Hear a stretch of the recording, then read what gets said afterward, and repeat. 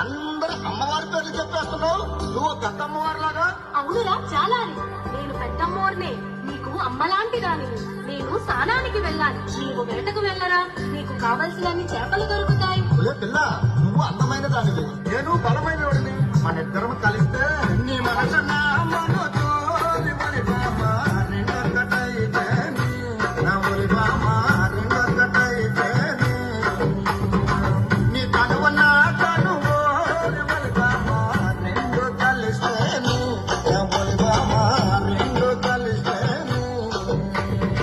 లోకానికి కంటకు ఒలి బామ, కనువిందు కాదేటి. నా ఒలి బామ, కనువిందు కాదేటి.